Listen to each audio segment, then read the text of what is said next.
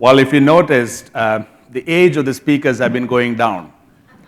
So Sam Rufus, you better be in your teens because you're the last one today for us. My name is Remo, and I'm not this Remo. The quintessential Romeo. My wife would probably wish I were. And I'm definitely not suffering from multiple personality disorder, so I'm definitely not this Lallu also. Despite the fact that I work in an Naxal heartland, I'm definitely not judge, jury, and the executioner. Well, I am not disguising myself as a female nurse to woo the woman of my life, because I didn't have to do that at all. Susan, are you here as, where are you? Can you stand up? She's behind. Can you stand up? Oh, there's the woman I wooed. And I didn't have to do that. However, Remo does have a meaning. Remo is a word in the Bondo language. It's a tribe in the district of Malkangiri and Koraput in Orissa, a tribe to which my parents felt so passionately called to and hardly got an opportunity to work in for various reasons. That's a different story altogether. They were so passionately called that when they had their first son, they had to pick a word from that language. Remo means man in that language. My first name is named after this man, Thomas Ragland. Ragland was a British missionary who came to South India, who worked and died in Sivahasi. So my parents hoped I would be a man like Ragland. So when a child is born and when the name is picked, it's usually a happy occasion in most houses. But in my house, my mom was weeping and crying when my dad picked this name for me. Because Ragland, at the age of 44, died a pauper and died of tuberculosis. And tuberculosis is a very common disease where we live. And all of us in the family have had tuberculosis and have treatment for tuberculosis. We are safe, so don't worry, you don't have to run out. So going by that standard, I have 2 more years to lose everything I have, get tuberculosis, and die. Well, I'm pretty sure that's not happening. They're pretty good care now for tuberculosis, and my wife being a doctor, I'm pretty sure she's going to take care of that. But what would make a man who was a teacher in the University of Cambridge a good, cushy life, impacting many students, leave his country? I mean, today to come from England to here, you probably take a flight from London to Chennai, you're probably here in 8 hours. Well, to put things in perspective, my closest airport is 14 hours from where I live, so it takes me more time to get from the airport to my home than from airport to London. It actually happened once. A colleague of mine drove me down to Hyderabad, dropped me, and I told him, call me by the time after you get home. I land in London and I call him, he's still on the way back home. So I'm not kidding, it actually takes more time. But what would make a man about in the 18th century to leave the luxuries of homes, travel several weeks by ship to come to India, possibly never be able to go back, and die in a foreign land? Why would Ragland do that? Not this Ragland, the guy who died. Or why would my parents, who were both doctors, my mother treated the 2-legged kind and my dad treated the 4-legged kind, both good doctors, both of them had good jobs. My mother came from a very well-to-do family and my dad had a good government job.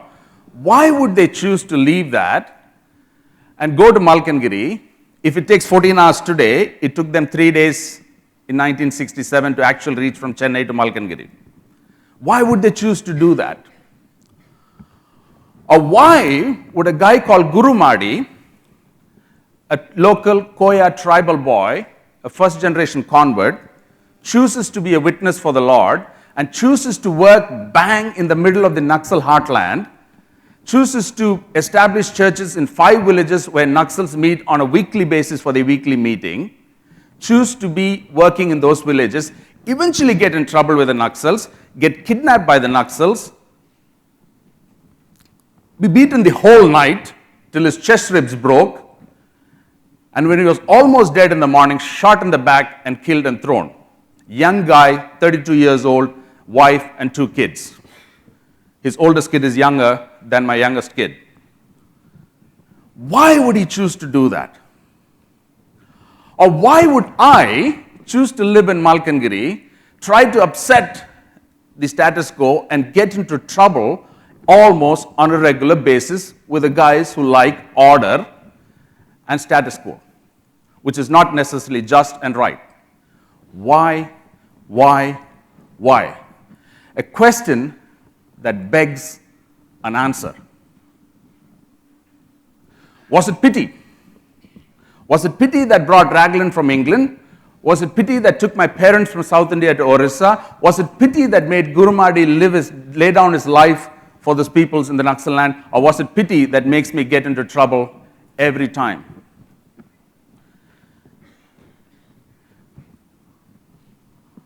Or was it Christian religiosity?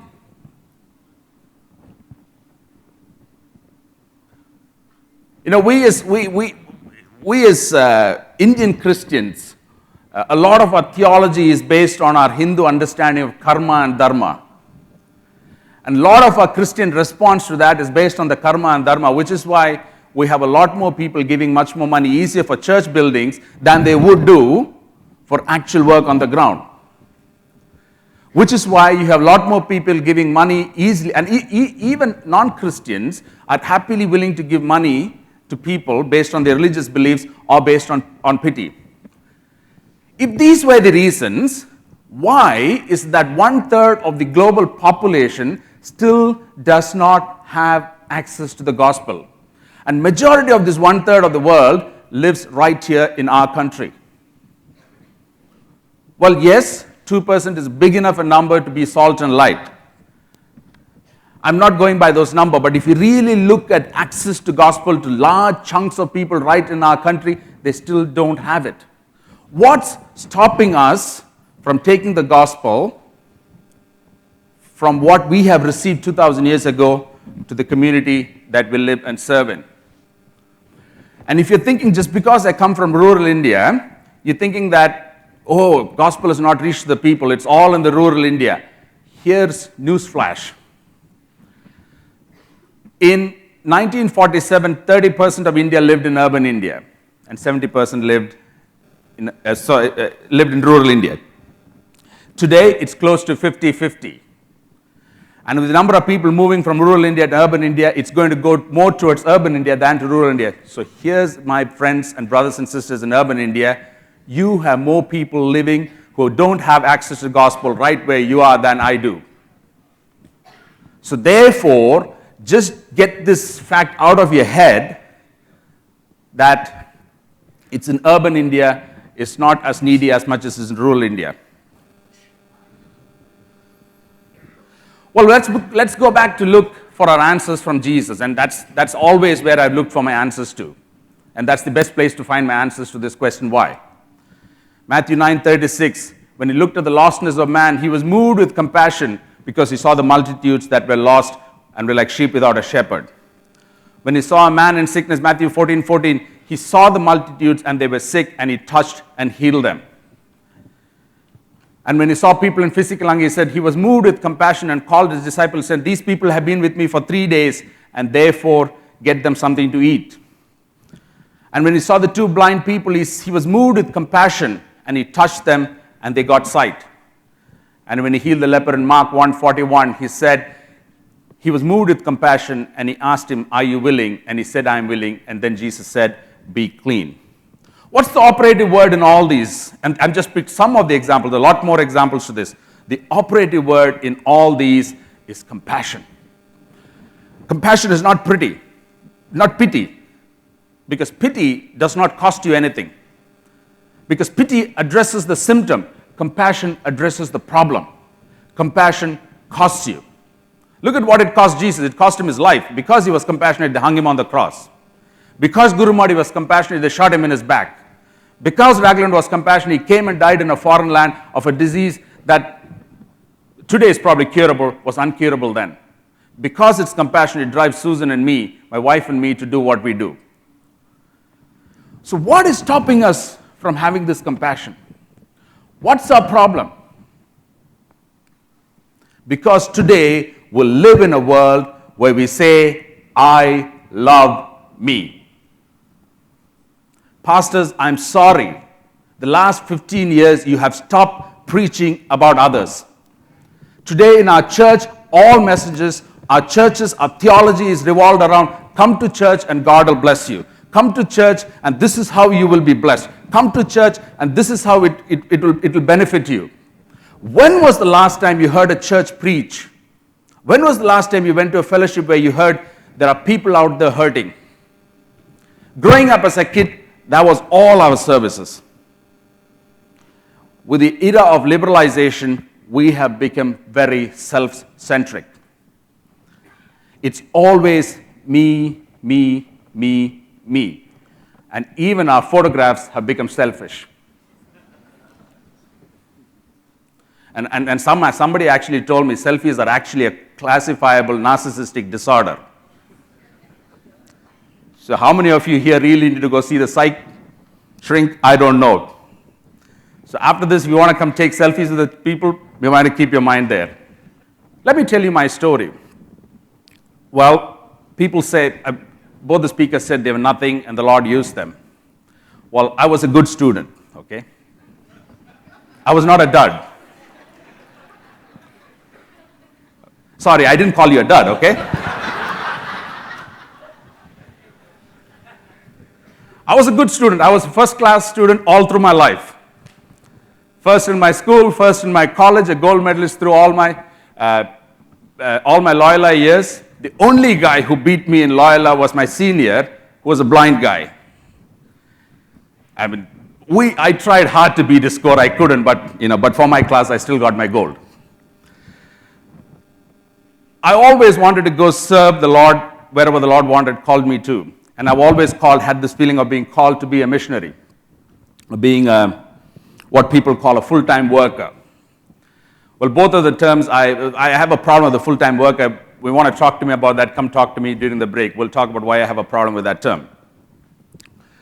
But, I've seen my parents who come from good backgrounds struggle all their life financially. And for someone who was just a child or a kid or a teenager who just did not understand what it meant to rely on God for His provision, it was actually shameful to wait every month for somebody to give money so that we can survive. So therefore, what I thought to myself, I said, yes, Lord, I will serve you. I have no problem with that. I will work for myself in a corporate industry, get my net worth to 2 crores, and then when I have enough 2 crores as my net worth, at a minimum interest rate of 6%, I'm probably getting at least 15,000, 20,000 a month, easy. And if invested well, I probably will get more. I can manage my life with that. Happy go and carry on with it. I really don't have to depend on anyone. So I get into college. I do my master's in social work. I had 2 job offers I had 1 job offer from Carborundum Universal, giving me a pretty decent pay.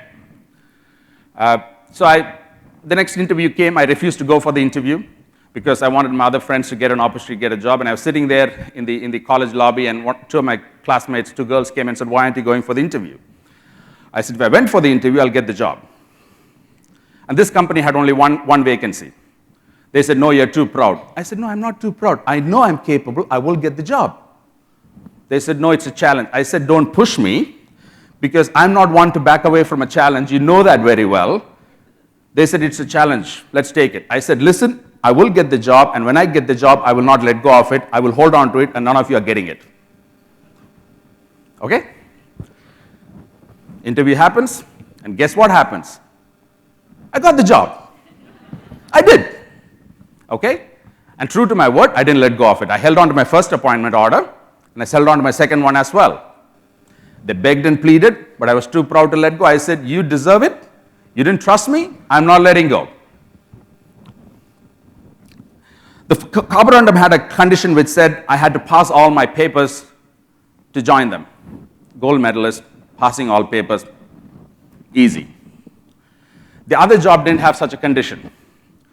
But carborundum offered me a better career growth and a quicker, remember my project is 2 crore, okay? Carborundum offered me a better chance of making 2 crore quicker than Ramco Systems did. And Ramco Systems were offering me a HR job, and in 20 years ago, HR was just, nascent in its growth, and IR was far more better and effective career growth option then. I go to write my labor law paper. I goof up, big time. Section 25 Factories Act, messed up. And my argument was flawed, therefore, the whole answer was wrong, and therefore I was not even getting 1 mark for actually trying to defend my case. A 0 mark for my essay write question, I definitely flunked the paper. And growing up, I heard the story of a young kid who came to his bedroom one night and started praying, Lord, 1 foot lower, 1 foot lower. And his mom asked him, what are you praying, dear? He said, Mom, I wrote Bombay to be the capital of the country, so therefore I'm asking the Lord to change it 1 foot lower from Delhi to Bombay. Well, like the kid, I went back and prayed saying, Lord, blind the eye of this guy who's correcting my paper. Somehow make me get pass mark in that paper. Well, you're sure to flunk the paper. Somehow get me a pass mark. I mean, come on, doesn't happen, does it? True to it, I get a first class in that paper. And I fail another one. What do? A guy who stood up and said, I will not let go of this job if I get it. You're too proud, you're too good, you're too great, you're the best in the class, and you flunk it. You so flunk it that you're fired even before being hired. And come on, I have the unique distinction of the one person in this room who got fired even before he was hired with an appointment order. You guys in Covenant Consultant will understand better. What do? Typical of being an Indian, governed by honor-shame culture, I went to Malkangiri to hide. You know why I hid in Malkangiri? The telephone number in Malkangiri was a 2-digit number then. My number was 31. So if you wanted to call somebody, you had to take up the phone and wait for somebody on the other end to pick up the phone, and hopefully that person would pick up the phone and tell them that you want to call somebody in Chennai, and hopefully they'll understand the number, and then hopefully by the end of the day, while you're sitting there by the phone the whole day, you might get a call back saying your call is connected. Okay, so it was not easy to get in touch with me. No cell phones. Okay, with 2-digit phone number, you definitely didn't have cell phones. No emails. Postal letters took 25 days to reach there. So it was a perfect hiding place. So I literally went to Malkangiri to hide. At the same time, fighting with God. At the same time, fighting hard with God, saying, Lord, you don't exist. If you exist, your sole purpose is to irritate the one guy who chose to follow you. Me. And the one guy who put his heart and soul in a strategic plan to have 2 crores to come back, not even bother you for money, take care of my stuff, and you still did irritate me. But the more I hid, the more I fought, the more my eyes were opened to people in need. Every year when I saw, hoping that would save them, when I knew that what would save them was the salvation that I so richly and freely enjoyed, my heart broke. Every day when I saw somebody sacrifice a child, hoping that would give them a child, or hoping that would give them a salvation, my heart broke. Every time when I saw my own friends in good positions in Malkangiri walk a life without the salvation of Christ, my heart broke. My question to you is, does it break your heart? To see the colleague next to you who's typing away codes on his computer, who you know for a fact will be in hell, while you will be in heaven when the trumpet calls.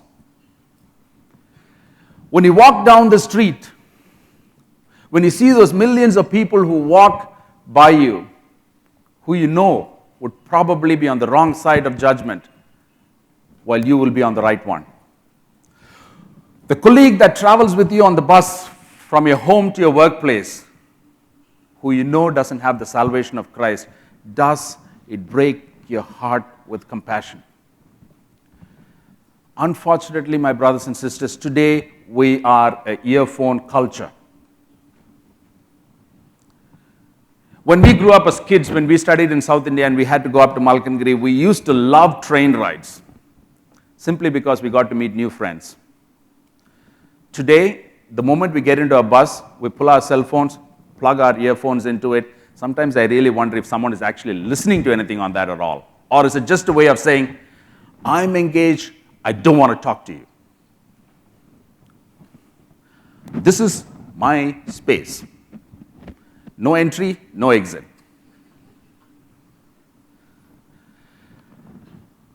Will you choose to sell your earphones away so that when you see another person there who is hurting, who is struggling, who doesn't have the Lord, would you be moved with compassion so that you will be able to be salt and light? Yes, God does not call the qualified. Even if you're qualified, He makes you unqualified and then requalifies you. Did I lose the screen? He really wants us to come to Him as who we are. And that's what I had to learn hiding in Malkandri. I had to come to serve the Lord on His terms, not on mine. So it doesn't matter where you are. You could be serving in Naxal heartland like where I serve, or you could be serving in some of the toppest echelons of bureaucracy, or you could be serving in one of the best colleges and hospitals in the country or probably in the region and the world. It doesn't matter where you are. What is required is a heart of compassion. And that is what God did. Because He was moved to the heart of compassion, He did everything else. That is foundational for us as Christians. Unfortunately, in today's me world, compassion is the first casualty. Let me end with the quote of Bob Pierce, Robert Pierce, the founder of probably the world's largest faith-based organization. Let my heart be broken by the things that break the heart of God. And if a heart is not broken by the things that break the heart of God, we are cold, we are stone-like, and we are lifeless. We may be achieving great statuses. We may be achieving great financial positions. We may be achieving great results in this world. But if our heart is not broken by the things that break the heart of God, we are useless. So can we decide today to be useful wherever the Lord has placed you? He may have placed you in a rural setting like me, or He may have placed you like in a corporate or in the business world or in the teaching world or in the NGO sector, whichever sector you come from. Can we choose today to be men and women of compassion? Men and women who are willing to say, Lord, I refuse to be numb. Lord, I refuse to be heartless. Lord, I choose to be soft, to be malleable, and to be compassionate. Thank you.